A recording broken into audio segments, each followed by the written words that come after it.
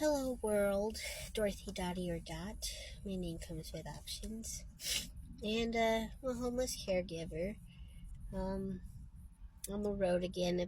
I've shared my story, how I got to be a homeless caregiver. Now I'm sharing my full testimony. Um, uh, Hi Mom. Hey. Anyway, so in the car this week, I'm not getting any orders right now for DoorDash, so taking a break. So, thought I'd make another testimony video, next chapter, I guess, or whatever. I'm not really keeping track of the chapters this time, just kind of telling my story along the way. Anyway, so I think last where I left off was, basically my mom's rough upbringing, so it led to her not having quite of healthy relationships later on.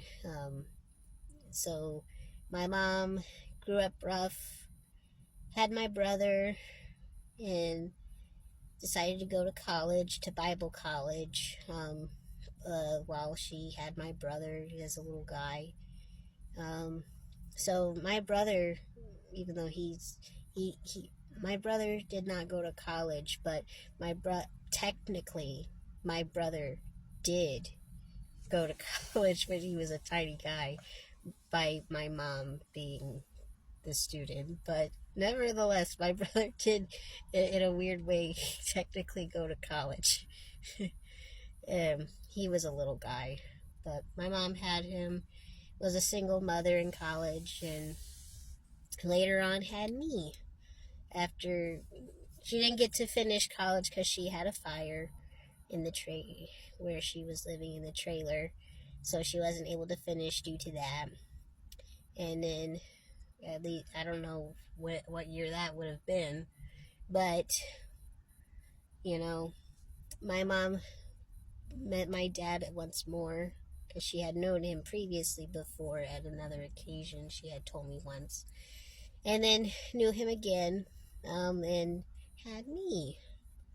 So, but when she finally realized that she was having me, she told my dad, and my dad denied it, said there's no way she could be mine because the doctor said I couldn't have children because he did motocross.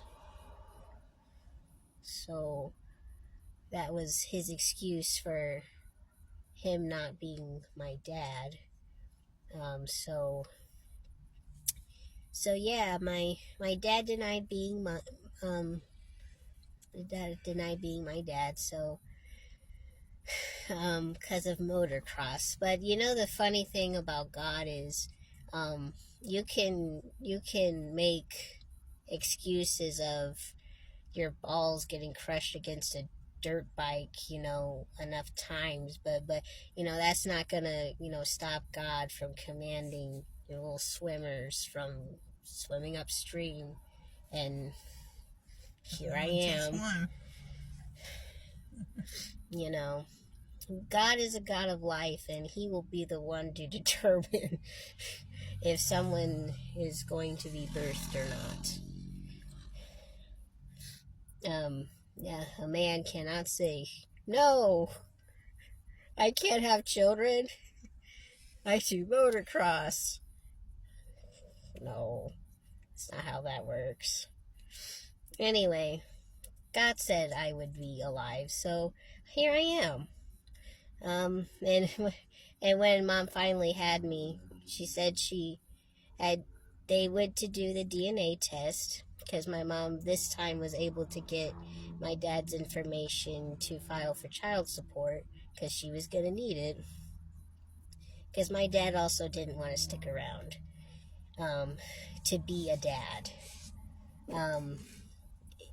So they did the DNA test, and before they even do the DNA test, he comes in the room and sees me and is like, oh, she's mine.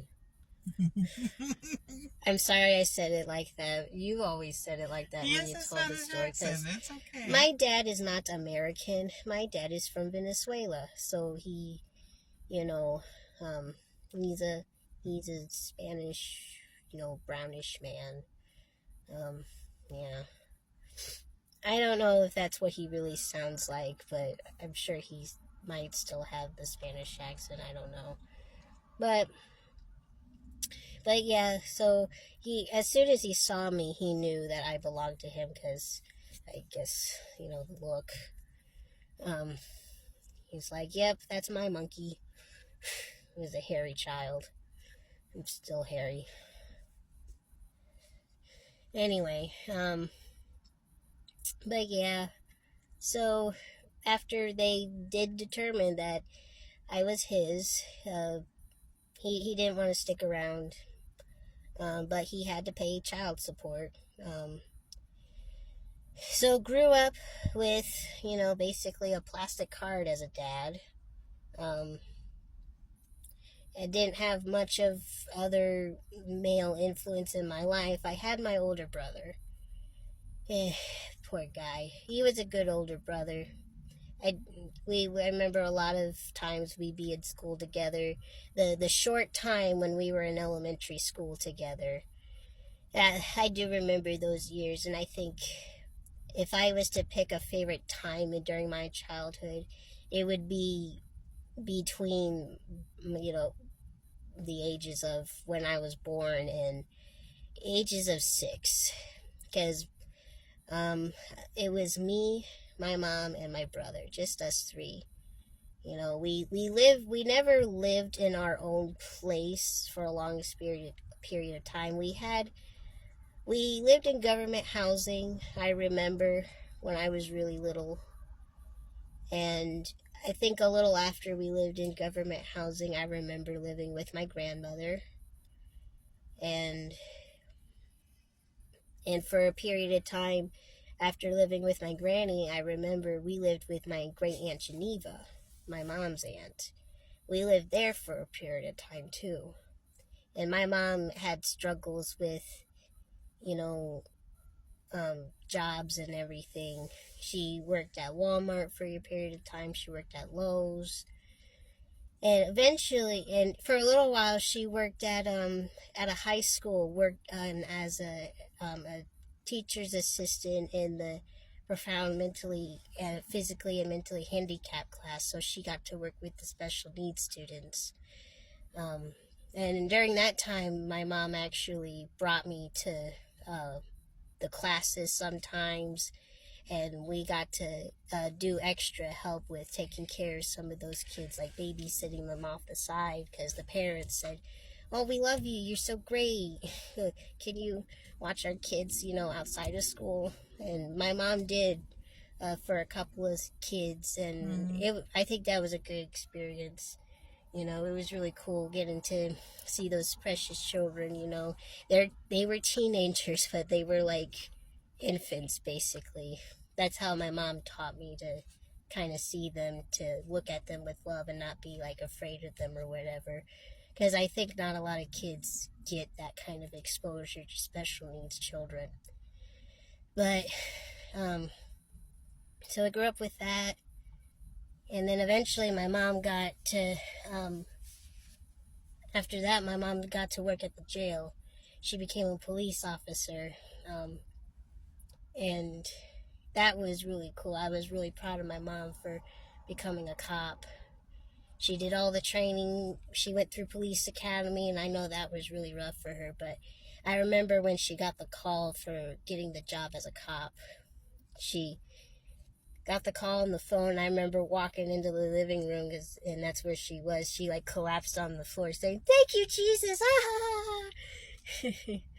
She was really happy about getting that job, and it was a really good job for her to get to. But I believe that those years between me being born and mom getting that job about 5-6 years old was the best years for us as a family. It just seemed like simple times to me. But I think at that point was when things started to turn just a little bit. But I'll explain more about that in the next time. So, love you guys. See you next time. Bye.